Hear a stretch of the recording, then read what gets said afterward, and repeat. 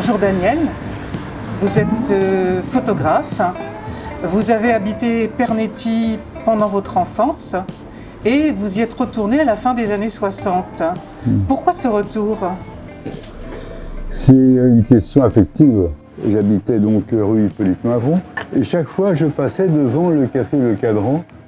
À l'époque c'était Cadran, pas les tontons, et sans savoir qu'un jour j'aurais donc mon atelier rue du Château, au 130. Au 130. Comment s'est effectué ce retour plus exactement? Eh bien c'est vraiment une recherche que j'ai faite. Pour moi c'était primordial de me retrouver dans le 14e. Je suis resté pendant 3 ans dans l'atelier de Pierre Jamet au niveau de la rue vers Saint-Gétorix. Qui était Pierre Jamet? Il faisait partie des 4 Barbus. Et les 4 Barbus, c'était un groupe qui était très connu à l'époque. La chanson, une des chansons, c'était La pince à linge. La pince à linge. La pince à linge fut inventée en 1887 par un nommé Jérémy Victor Debec, fils de son père. C'était une de leurs chansons fétiches, c'était d'excellents chanteurs. Et donc j'ai eu l'occasion de vivre quelques années dans son local, qui était donc ce fameux local qui avait occupé Gauguin. Il ne restait pas de peinture, hein, mais il y avait vraiment une ambiance très particulière. Donc il m'a hébergé pendant 2-3 ans.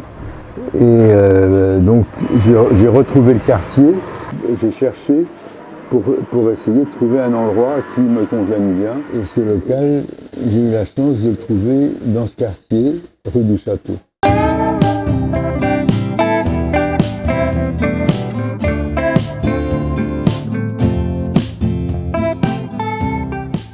Avec le soutien de Dominique Mazuet, qui est de Oui. la librairie Tropique, là juste en face, Oui. vous avez publié il y a 10 ans ce livre, Rue du Château. En effet, oui. Pourquoi? Je me suis dit qu'il fallait que je laisse quelque chose au quartier. Et c'est un quartier que j'ai beaucoup aimé et autour duquel je me suis trouvé avec beaucoup d'amis, beaucoup de gens me connaissaient.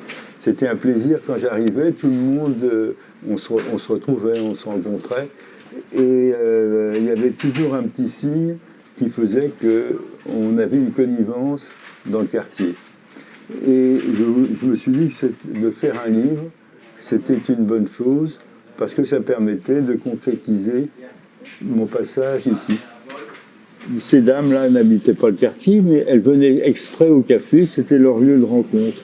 Et puis ici, il y avait donc les flippers. Les flippers. Quand on allait prendre un café, on vous servait un petit calva avec. Ah oui. Ça faisait partie du rite. Quand on arrivait au comptoir, on ne payait pas la consommation. C'était une personne du bar qui payait la consommation pour... C'est l'ancêtre du café accroché. Ah bon? Aujourd'hui, on fait ça maintenant. Ah bon? Oui. Ah, très bien.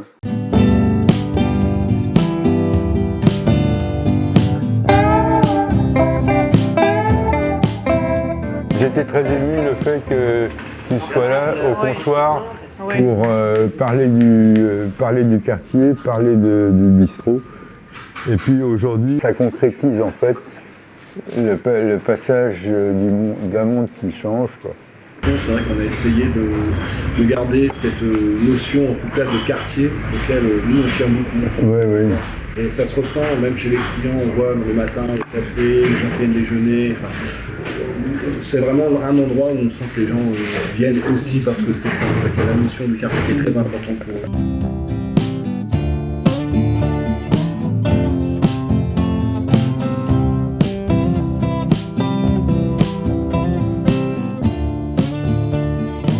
Quel souvenir gardez-vous du Pernetti de votre enfance? Votre papa était imprimeur, je crois. Il était imprimeur et il a travaillé à l'imprimerie moderne du Lyon, qui était rue des Plantes, 75 bis rue des Plantes. Il imprimait beaucoup pour les peintres. Il a beaucoup travaillé pour Picasso, pour le livre Toros, Toreros. Vous avez rencontré Robert Doisneau également, non? J'ai eu la chance, en fait, grâce à Robert Doisneau, d'avoir un poste qui a été mon premier poste dans une agence de publicité où je travaillais, où je faisais donc des photos de reportage. Mais comme j'étais très timide, c'était vraiment difficile pour moi. On faisait un reportage, il fallait faire des tirages qui étaient envoyés le soir même dans tous les journaux. Robert Doisneau, donc, m'a permis d'avoir ce poste qui a été le départ de ma vie de photographe.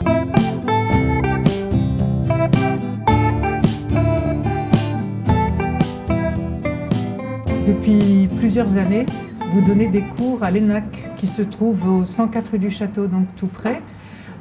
Quels conseils donnez-vous à vos élèves pour faire de bonnes photos? Ce que j'ai essayé en premier, c'était de leur donner envie. Parce que c'est dans l'envie qu'on fait les choses. En plus, ne pas vouloir trop les diriger, les laisser être eux-mêmes. Il faut aimer l'image.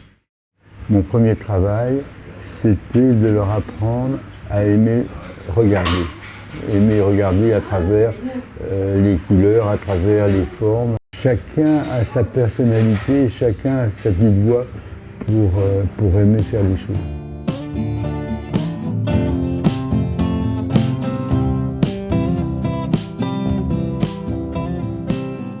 Daniel, est-ce que vous avez une nature nostalgique? Est-ce que vous êtes nostalgique de cette période que vous avez connue et photographiée? La vie nous empêche d'être nostalgique parce que c'est une évolution qui est constante et où il y a des tas de choses merveilleuses qui nous arrivent et des choses désagréables aussi et agréables.